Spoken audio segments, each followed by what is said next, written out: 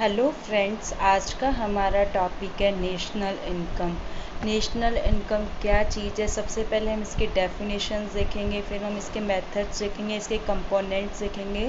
तो सबसे पहले हम देखेंगे नेशनल इनकम क्या चीज़ होती है।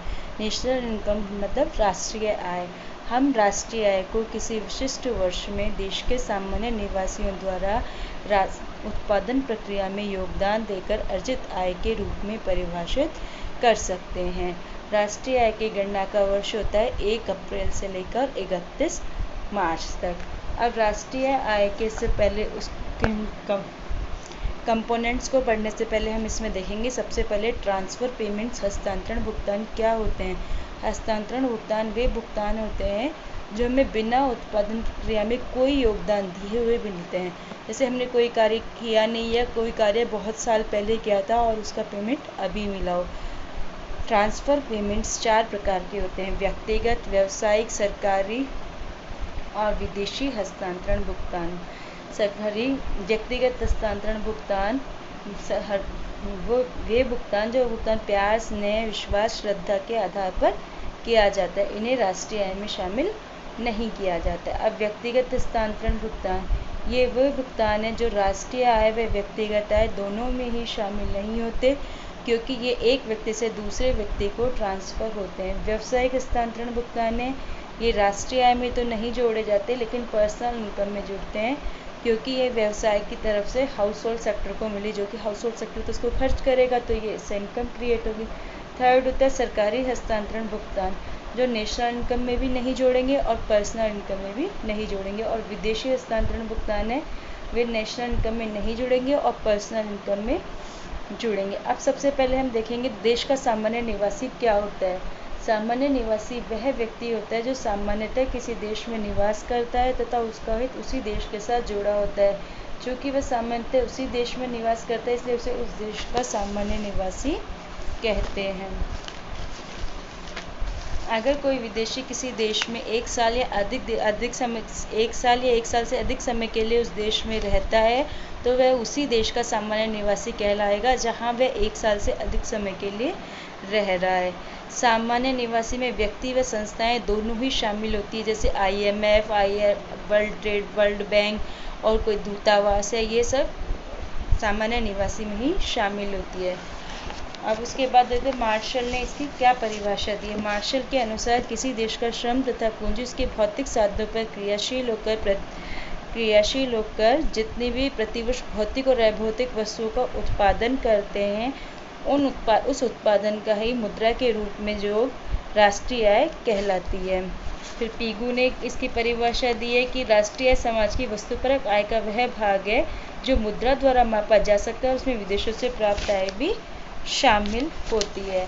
अब राष्ट्रीय आय के कुछ इम्पोर्टेंट टर्म्स हैं। सबसे पहले है नेट वैल्यू क्या होती है। नेट वैल्यू होती है, सपोज कोई वस्तु है, ग्रॉस होता है, किसी भी चीज़ का मूल्य ग्रॉस हुआ, ग्रॉस में से डेप्रीशिएशन उसका घटा देंगे। डेप्रीशिएशन होता है साल उस वस्तु में से जो कोई टूट फूट हुई या हमने उसमें जो पैसा लगाया वो उसको हम घटा देंगे। जैसे कोई कार है वो खरीदी थी, तब हमने न्यू कार खरीदी थी 3 लाख रुपए में, जब हमने उसको बेची तो वो बिकी 2 लाख रुपए में, तो 1 लाख रुपए उसमें से जो कम हो गई वो उसमें से डेप्रीशिएशन हुआ, जो उसमें से टूट फूट आई उसका घट गया। तो अगर हम कुछ टोटल मूल्य में से डेप्रीशिएशन घटा देंगे तो हमको नेट मिल जाएगा। और फिर सेकंड कंसेप्ट होता है इसका फैक्टर प्राइस। फैक्टर प्राइस क्या होता है? कोई भी वस्तु बाजार में जो मिल रही है उसमें से हम इनडायरेक्ट टैक्सेस घटा देंगे और सब्सिडी को जोड़ देंगे, तो वो साधन लागत हो जाएगी। साधन लागत है मतलब जो साधनों को मिलता है।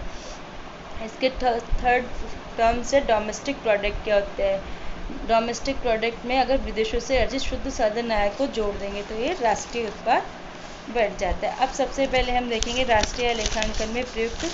सबसे पहले GDP क्या होती है, GDP एट मार्केट प्राइस क्या होती है।